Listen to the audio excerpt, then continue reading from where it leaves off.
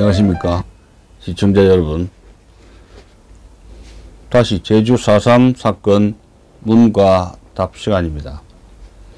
이 시청자 여러분들은 참 이게 제주 4.3 사건 재미가 없을 것이라고 알고 있는데요. 또 과거의 또 일이기 때문에 벌써 뭐 70년이 넘었습니까?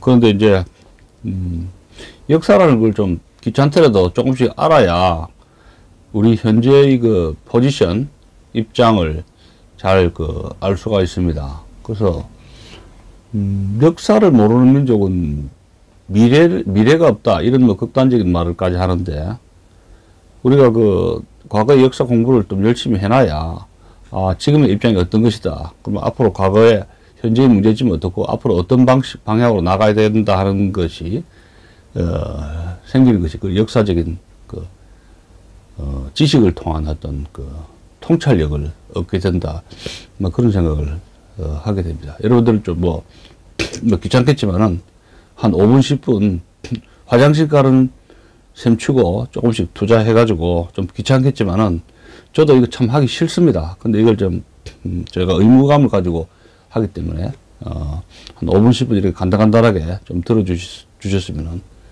대단히 감사하겠습니다. 지금 뭐 국민들이 왜 문재인을 구속 안 시키냐, 이재명의 운명은 어떻게 되느냐, 또 당대표는 누가 선출되느냐, 뭐 그런 현재의 관심사에 대해서 굉장히 촉각을 곤둑 세우고 있습니다만은, 그런 현실 문제도 곧 옛날 이야기가 됩니다. 옛날 이야기, 히스토리가 된다는 사실입니다. 조금 더 귀찮겠지만은 저와 같이 제주 4.3 사건에 대해서 좀 더 알아보는 시간을 가졌으면 좋겠습니다.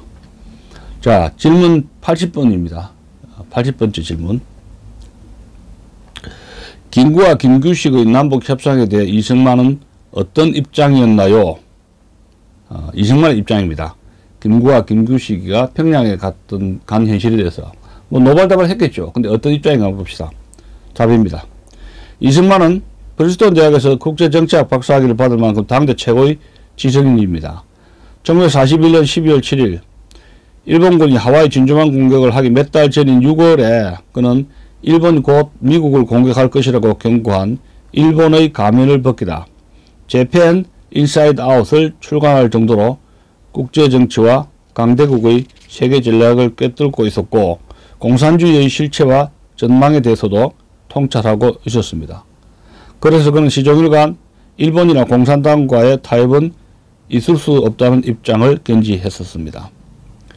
신탁통치가 계속 시작되면 소련이 개입하게 되어 한반도는 공산화되고 말 것이라고 확신했으며, 공산혁명의 원조 레닌이 계급혁명 투쟁을 위한 거짓말은 불가피할 뿐만 아니라 혁명 주도 세력의 적극적인 의무이자 선이다. 약속이란 빵껍질처럼 깨뜨려지기 마련. 약속을 지키는 것은 등신이다. 적과 약속을 지키는 자는 혁명을 포기한 자다 라고 외쳤는데, 이런 그들과 무슨 타협을 하며 또 타협이 이루어진들 그게 무슨 효과가 있겠는가에 대한 답을 잘 알고 있었습니다. 그리고 미국은 1947년 3월 12일 트루먼 독트린을 발표했습니다. 이는 동유럽과 이란에서 소련의 팽창 야욕을 확인했고, 중국과 동남아의 공산화 진행을 지켜보고 나서 그때까지 소련에 대한 유화 정책을 버리고 소련을 견제하기 위한 반공적인 포위 정책으로 전환한 것입니다. 포위 정책, 봉쇄 정책이라고 할 수 있죠. 조지 캐넌이 언급한 컨테인먼트 팔러시, 봉쇄 정책입니다. 이승만은 이런 국제 정세를 파악하고 남한 단정이 최선책은 아니지만 불가피한 선택임을 진작 판단하였으며, 나도 노동자 농민이 잘 사는 것을 바란다. 그러나 공산주의는 그 방법이 틀렸다 라고 말한 바와 같이 반공주의로 일관했습니다. 또 하지 장군은 1946년 6월 중도 우파 김규식과 중도 좌파 윤형을 내세워 좌우합작위원회를 구성하려고 했습니다. 그리고 10월에는 남조선 과도 입법 의원을 선출하였는데 이승만은 미국 정부의 좌우 합작 정책에 반대했습니다.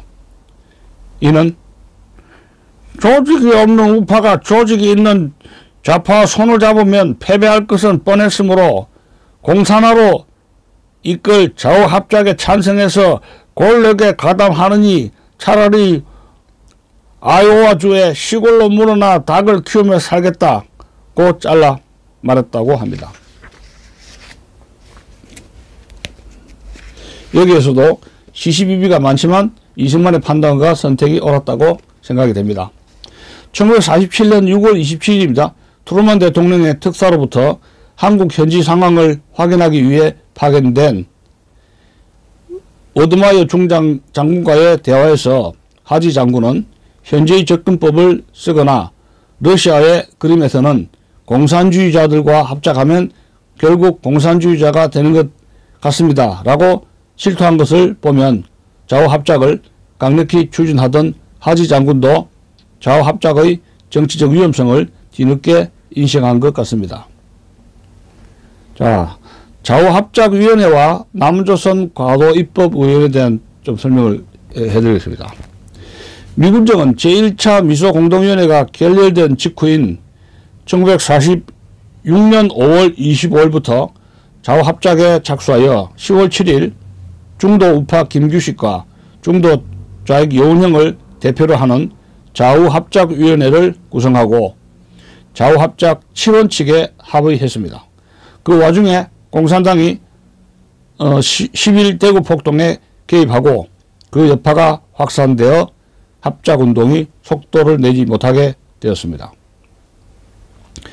미군정 좌우합작원칙 제6항을 근거로 10월 12일 남조선 과도입법의원의 창설에 관한 법령을 공포하고 10월 21일에서 31일까지 과도입법의원 민선 45명, 관선 45명 선거를 마쳤습니다. 그러나 좌파 3당이 합당해서 남로당으로 개편되고 1947년 5월 21일 제2차 미소 공동위원회가 재개되었으며 특히 7월 19일 여운형이 암살되면서 좌우합작운동은 동력을 소진하고 사실상 막을 내리게 되었습니다.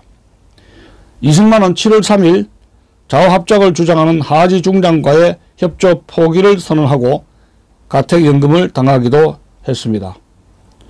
지금에 와서 좌우합작 운동에 대한 역사적 평가를 일부에서 후하게 주는 사람도 있지만 동구권의 동유럽의 좌우합작 운동이 결과적으로 소련의 위성국화와 공산화를 초래했음을 볼 때 우리의 좌우합작 운동의 실패는 공산화를 사전에 예방했다는 오히려 좋은 결과를 가져갔다고 보는 것이 타당하다고 생각이 됩니다.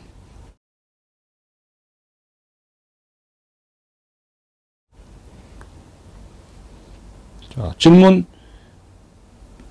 81번입니다. 81번째 질문입니다.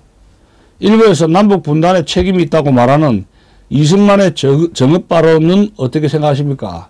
이승만의 정읍 발언을 어떻게 생각하십니까? 과연 이승만의 정읍 발언이 남북 분단에 책임이 있는 겁니까? 그런 질문입니다. 자, 답입니다. 이승만의 정읍 발언은 1946년 6월 3일 이승만이 전북 정읍에서 연설 중에 한 발언을 일컫는 겁니다.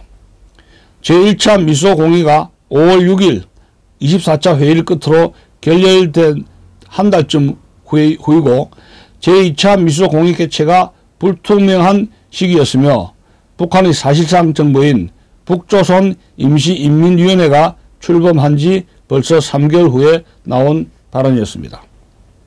그 내용은 이렇습니다.